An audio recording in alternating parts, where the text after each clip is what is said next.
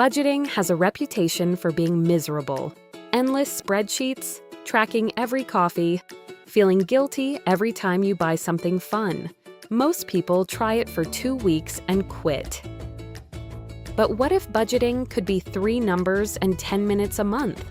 No tracking every purchase, no complex categories, no guilt trips, just a simple framework that tells you clearly whether you're on track or not.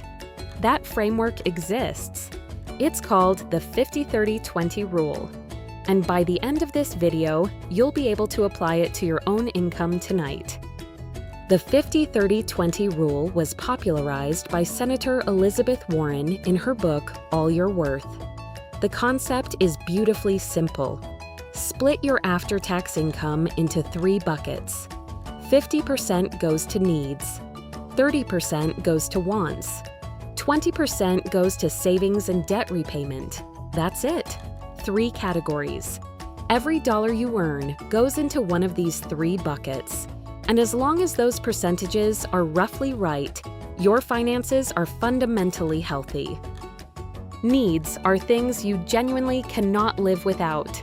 Rent or mortgage, utilities, groceries, actual groceries, not takeout, transportation to work, basic phone plan, health insurance, minimum debt payments.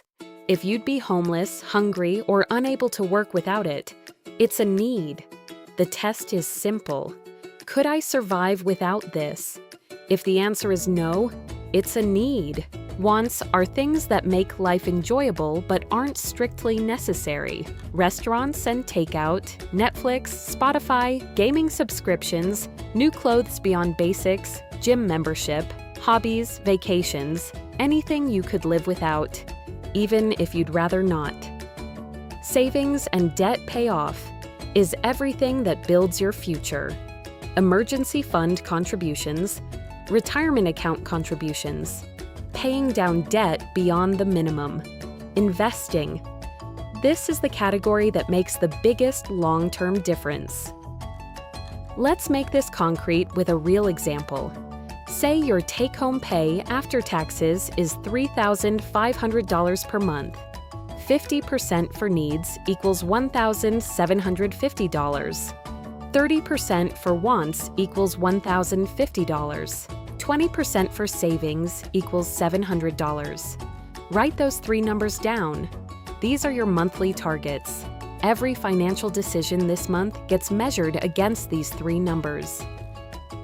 This covers rent at $1,100, groceries at $300, utilities at $150, phone at $50, and transport at $150. That's $1,750 exactly. You're on track. The beauty of this check is that it takes about 2 minutes and immediately tells you whether your fixed costs are in a healthy range or whether you have a problem to solve. 30% for wants equals $1,050. Maybe $200 on restaurants, $150 on entertainment and subscriptions, $200 on clothes and personal spending, $150 on hobbies, and $350 left for whatever feels good that month. Life is enjoyable. Then 20% for savings equals $700. Maybe $400 goes to your retirement account, $200 goes to your emergency fund, and $100 goes toward paying off an extra chunk of your car loan. Future you is being taken care of. This is the most common question about this rule, and it deserves an honest answer. In high cost of living areas, especially big cities, it's very common for housing alone to eat up 40 or 50% of take-home pay, before utilities, food, or transportation. If this is you, don't panic. The 50-30-20 rule is a guideline, not a law. The goal isn't perfect adherence. It's awareness and direction. First, look hard at whether everything in your needs bucket actually belongs there. A lot of people call things needs that are actually wants. A premium gym membership might feel necessary, but a $20 home workout app is a want. A new car payment might feel necessary, but a cheaper used car is a choice. Ask yourself honestly, is this a need, or am I just used to having it? If your needs really are that high rent, student loans, healthcare costs, then adjust the percentages temporarily. Maybe it's 60-20-20 for a while, or 65-15-20. The important thing is that savings never fully disappears. Even 5% saved is infinitely better than 0%. And here's the really empowering part. Increasing your income while keeping your fixed costs the same automatically pushes you into better and better percentages over time. Here's your simple setup process. You need 3 things: your monthly take-home pay, a piece of paper, or your phone's notes app, and about 15 minutes. Step 1. Find your monthly after-tax income. Check your last paycheck. If it varies, use your average from the last 3 months. Use the number that actually lands in your bank account, not your gross salary. Step 2. Calculate your 3 targets. Multiply your income by 0.50 for needs, 0.30 for wants, and 0.20 for savings. Write those 3 numbers down. Step 3.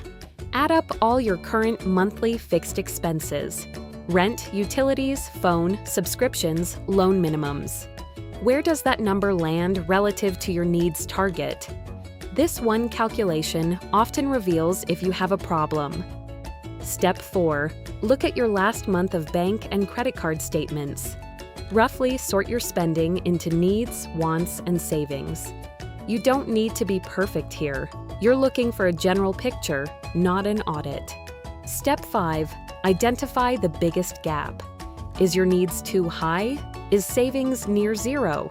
Are wants eating up 60% of your income?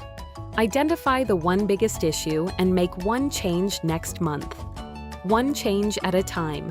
That's how habits form. Trying to fix everything at once is how budgets fail. You don't need a perfect budget. You need a budget you actually stick to. Here is the truth about budgeting tools. You do not need a fancy app. You do not need special software. You need a piece of paper, a pen, and 10 minutes. Write your income at the top. Multiply by 0.50, 0.30, and 0.20. Write those 3 numbers down. Then look at last month's bank statement and sort your spending into 3 piles. That is your entire budgeting system. The simpler you keep it, the more likely you are to actually do it.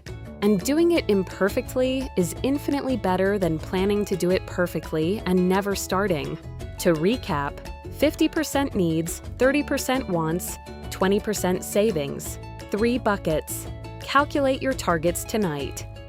Look at last month's spending. Identify your biggest gap. Make one change. That's your homework. Comment below and tell me, right now, what percentage of your income are you actually saving? I read every comment, and I'm always happy to help you figure out your next move. Next week, we're doing credit scores, what they actually are, how they're calculated, and how to raise yours. Subscribe, and I'll see you there. If this video helped you understand budgeting for the first time, hit that subscribe button. Every week, we break down one money concept with 0 jargon and 0 judgment. You deserve to understand your own finances. Quick note, this channel is for educational purposes only. Nothing here is financial advice. Always consult a qualified professional. AI tools were used in production. All creative decisions are entirely human-made.